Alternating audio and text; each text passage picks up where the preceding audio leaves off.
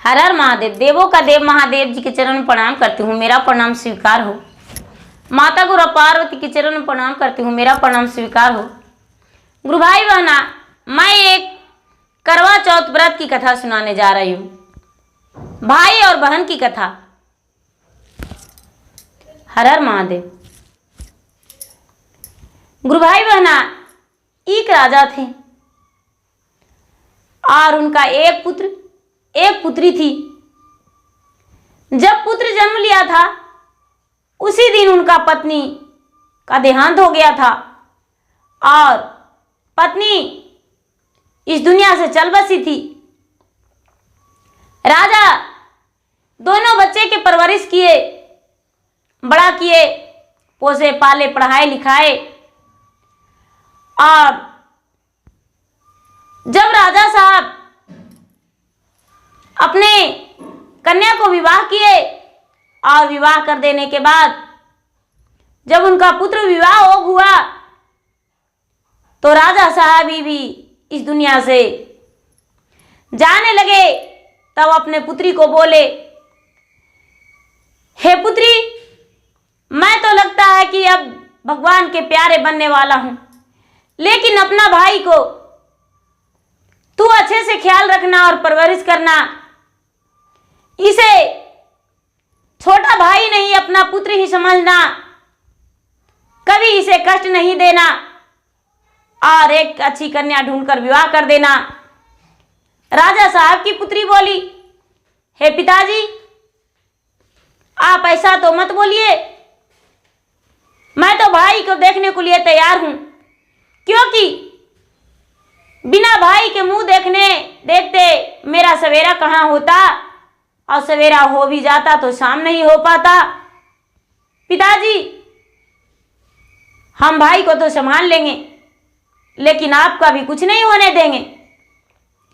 गुरु भाई बहना, राजा साहब इतना बोलकर और इस दुनिया से चल बसे।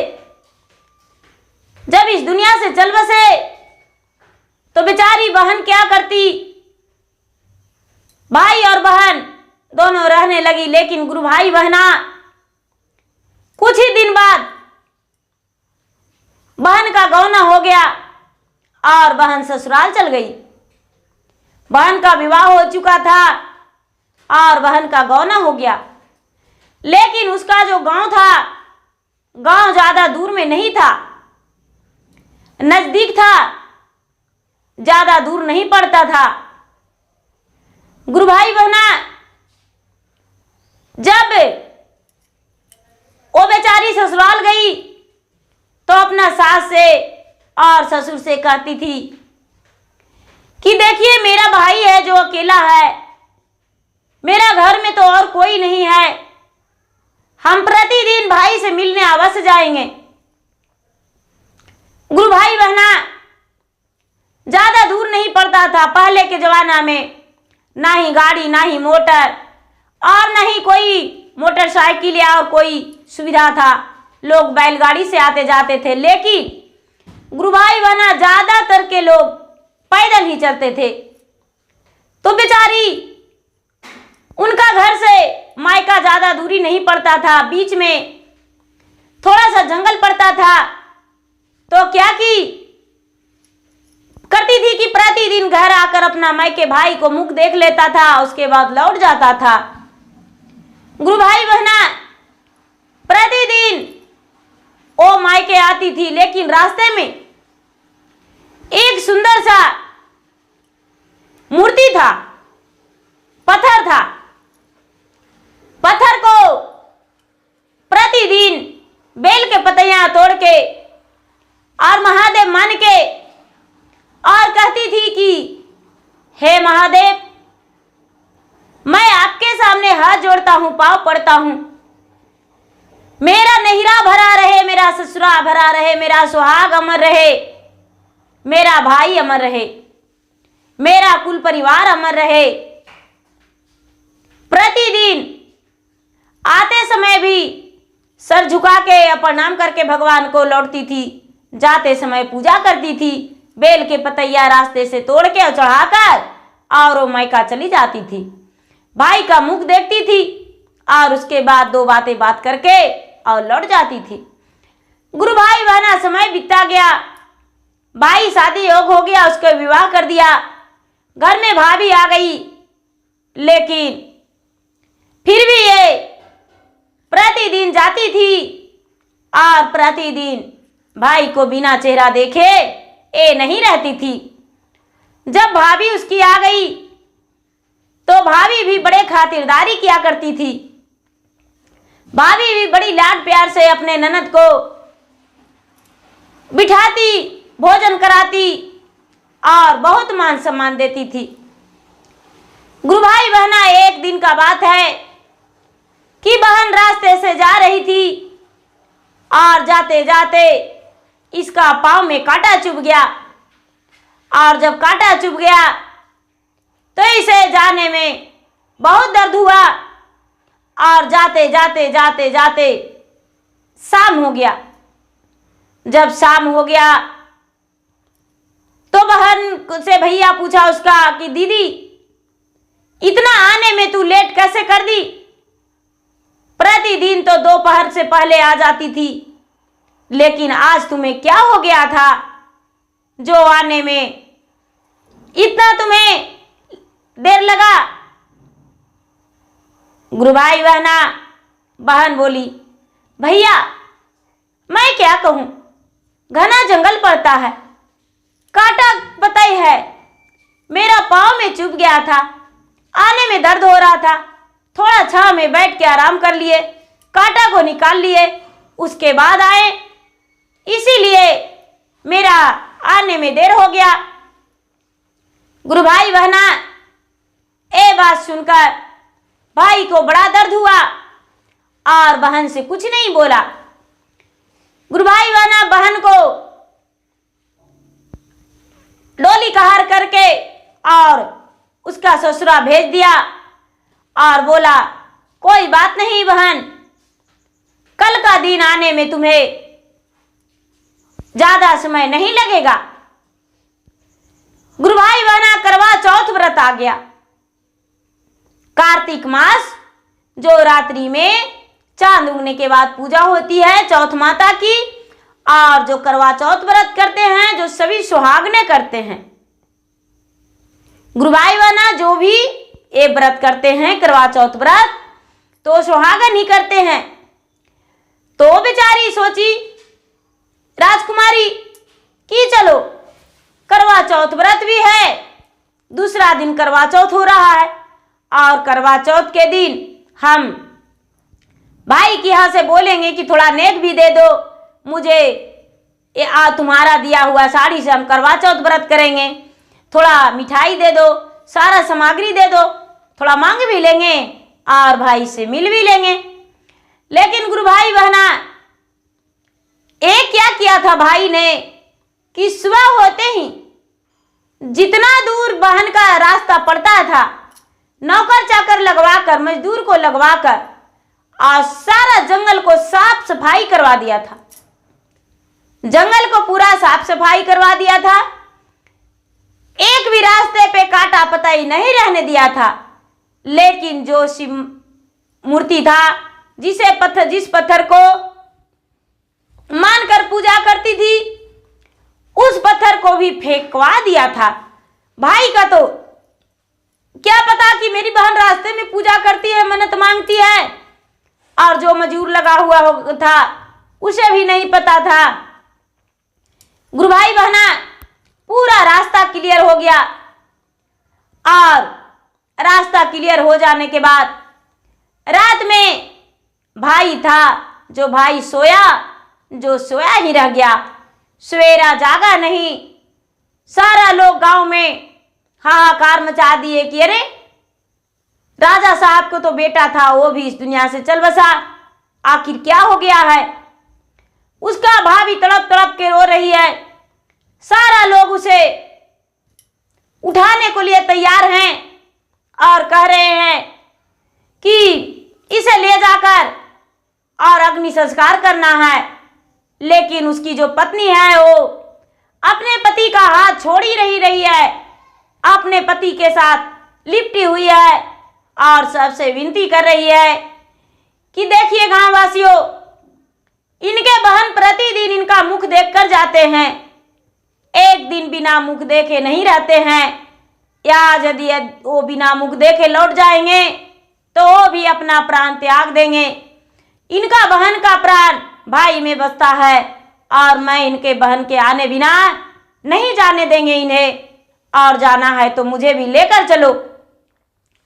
गुरु भाई बहना गांव के अड़ोस पड़ोस भी जानते थे कि इनका बहन प्रतिदिन आती है और आकर अपने भाई से मिलकर वो जाती है। गुरु भाई बहना जब ऐसा बात सुने तो सारा लोग कहने लगे कि हाँ हाँ ये सही बात है, थोड़ा सब्र करते हैं, थोड़ा रुक जाते हैं, हम लोग थोड़ा सब्र कर लेंगे और रुक जाएंगे तो क्या दिक्कत है, बहन को आने देते हैं। लेकिन गुरु भाई बहना उस दिन बहन का दाहिने आंख, दाहिने पांव, दाहिने हाथ फड़क रहा था, बहन घबराई हुई थी, उसे भाई को देखने के लिए उतावला हो रही थी। लग रहा था कि कोई ना कोई, लगता है कि मेरे भाई पर आपत्ति विपत्ति आया है और हम जल्दी से अपने भाई से मिलने चला जाऊं। मिलने के लिए उतावला था। आप क्या कि जल्दी से घर में काम की और आधी अधूरी काम करके और घर से निकल दी। रास्ते में आने लगी तो देखती है कि घर का रास्ता का पूरा पेड़ पौधे हरे भरे, जितने रास्ते में थे कांटे फूस पत्थर, सारा साफ सफाई किया हुआ है। ये बेचारी राजकुमारी सोचती है कि अरे ये सब कौन करवा सकता है, लगता है मेरा भाई नहीं करवाया है।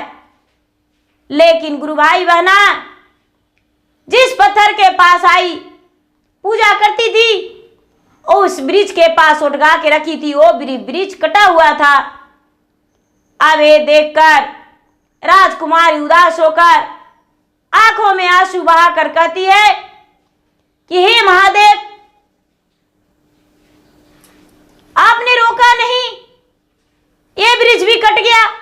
मैं तो यहाँ पे आपका मूर्तियां रख के प्रतिदिन पूजा करता था, लेकिन आज मैं किसे पूजा करूं? यहां पर तो मूर्ति है ही नहीं। मैं किससे मांगू कि मेरा नैहर भरा रहे, मेरा ससुरा भरा रहे, मेरा सुहाग अमर रहे, मेरा भाई अमर रहे। और वो पत्थर को खोजने लगी, पत्थर को खोजने लगी। खोजते खोजते खोजते खोजते बहुत समय लग गया, बहुत समय लग गया। यहाँ उसका भाई का मिट्टी पड़ा हुआ था, लोग व्याकुल थे, कब बहन आएगी, कब बहन आएगी। लेकिन गुरु भाई बहना जब इसे पत्थर मिला तो पत्थर के उसी स्थान पे रख दी, महादेव का जो मान के पूजा करती थी।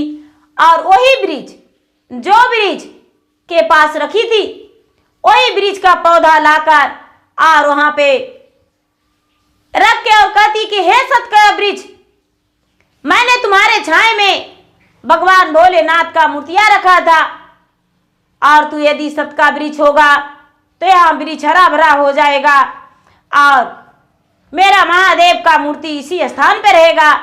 उस वृक्ष को वहां लगा दिया, वृक्ष लग गया, फिर से कटा हुआ वृक्ष लग गया और भगवान महादेव का मूर्ति भी वहां पे राजकुमारी रख दी। जब महादेव का मूर्ति रख दी और वहां से लौटी तो देखती है कि मेरा घर में तो बहुत सारे भीड़ लगे हुए हैं, बहुत सारे लोग हैं, और भाभी का तो रोते रोते बुरा हाल हो गया था। उसे तो अपना आपा खो दी थी, होश से बेहोश हो चुकी थी। उसे तो पता नहीं था कि क्या दिन क्या रात। जब बहन पहुंची तो सारा लोग कहने लगे अब तो बहन आ गई, अब लोग हम इसे उठाकर और अग्नि संस्कार कर देंगे। गुरु भाई बहना एक कहती है कि अरे ऐसे कैसे ले जा सकते हो?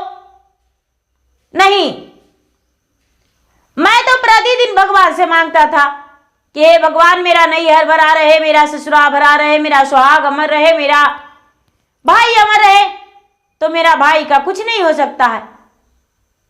हमें भाई को देखने दीजिए। और गुरु भाई बहना, बहन ने भाई को मुख देखकर और उसका कानों में कहती है कि भैया तुम्हें पता नहीं कि आज तूने मुझे छोड़कर चला गया, कहां जाओगे? आज मुझे तुमसे वो चाहिए जो मैं कभी नहीं मांगा था। मेरा भाभी तो पहले से थी ही नहीं, तुमसे कभी कुछ मांगा नहीं, लेकिन मेरा सास ने ठोकरे दिया है, उल्हन दिया है भैया।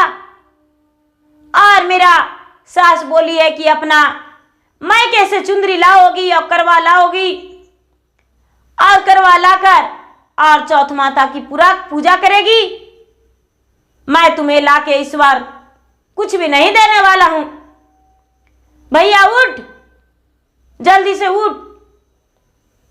गुरु भाई बहना, भगवान इसकी पुकार सुन लिए, चौथ माता पुकार सुन लिए। और चौथ माता पुकार सुन के इसका भाई को अमर कर दिए। भाई जीवित होकर उठकर बैठ गया और कहने लगा, बहन मैं तो गहरी नींद में सोया था, लेकिन तूने मेरा नींद खुलवा दिया। और गांव वाला को इकट्ठा भीड़ देखकर उसे तो शौक लग गया कि अरे गांव वालों ने मेरे सामने क्यों खड़े हैं और मैं नीचे जमीन पर लेटा हूं। गुरु भाई बहना सबसे कहने लगा, आखिर क्या हुआ था मेरा घर में, आप सब बताने का कृपा करें।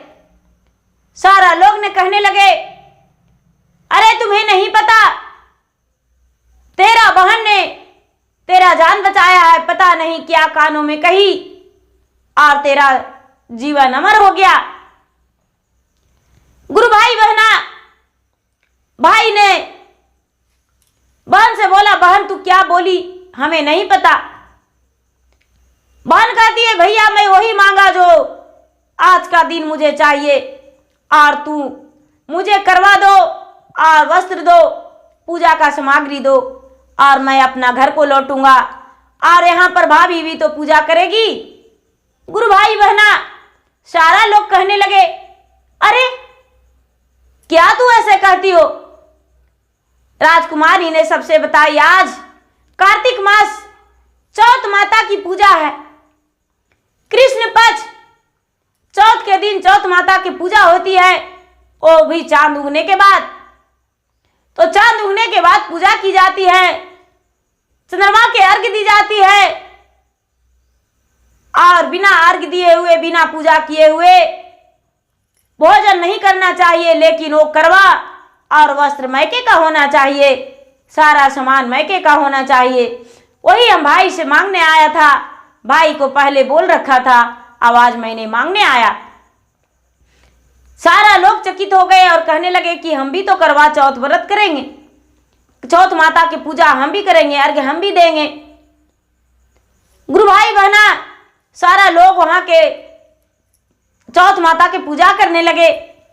ये जो राजकुमारी थी, राजकुमारी लौट गई और भाई को रास्ते में साथ लेकर आई। जिस महादेव के मंदिर में पत्थर के पूजा करती थी, उसे भाई से हाथ जोड़कर विनती करवा के क्षमा मंगवाया। भैया तूने हरे भरे वृक्ष को काटा, इसी कारण तुम्हारा रात्रि में मृत्यु हो गया था। भगवान भोले दानी के कृपा से तुम्हारा जीवन बचा है, यहाँ पर हाथ जोड़ के क्षमा मांगो। भाई ने सर झुकाकर क्षमा मांगे और बहन से बोले कि हे बहन चिंता मत करो, सुंदर से सुंदर यहाँ महादेव का मंदिर बनवाएंगे, तालाब खुदवाएंगे और लोगों को ठहरने के लिए धर्मशाला बनवाएंगे। गुरु भाई बहना, बहन अपना घर लौट गई और करवा चौथ व्रत की खुशी खुशी। और जो भाई थे, भाई का पत्नी भी करवा चौथ व्रत किए, अपना पति का लंबा उम्र के लिए। लोग सुहागने करवा चौथ व्रत करती है, लेकिन भगवान से प्रार्थना करके कहती है कि मेरा नैहर ससुरा भरा रहे और मेरा कुल परिवार स्वस्थ रहे, खुश रहे, उनकी लंबी आयु हो, अमर रहे। गुरु भाई बहना, उसका भाई ने दूसरे दिन वहां मंदिर में काम लगवा दिए, मंदिर के बनाने के लिए काम लगवा दिया और सुंदर सा मंदिर बनवा दिए और वहां एक तालाब बनवा दिए, धर्मशाला लोगों को ठहरने के लिए बनवा दिए। गुरु भाई बहना, प्रतिदिन बहन आती थी और उसी तालाब से जल लेकर भगवान को चरण में अर्पित करके पूजा करके अपना मायका आती थी। गुरु भाई बहना, बहन की कर्तव्य अच्छा था, भाई का भी कर्तव्य अच्छा था। बहन को इस दुनिया से जाने के, भाई को दुनिया के जाने के बाद भी बहन ने उनका प्राण को लौटा लिया। गुरु भाई बहना, करवा चौथ व्रत सुहाग अमर की होती है, लेकिन नैहर का नियम होता है करवा और वस्त्र। तो गुरु भाई बहना, मेरा वीडियो अच्छा लगे तो इसे लाइक कीजिए, शेयर कीजिए, सब्सक्राइब कीजिए। और मैं फेसबुक पे भी हूँ, मैं इंस्टाग्राम पे, मेरा फेसबुक पे फॉलो कीजिए, लाइक कीजिए, शेयर कीजिए। धन्यवाद। हर हर महादेव, घर घर महादेव, जय चौथ माता।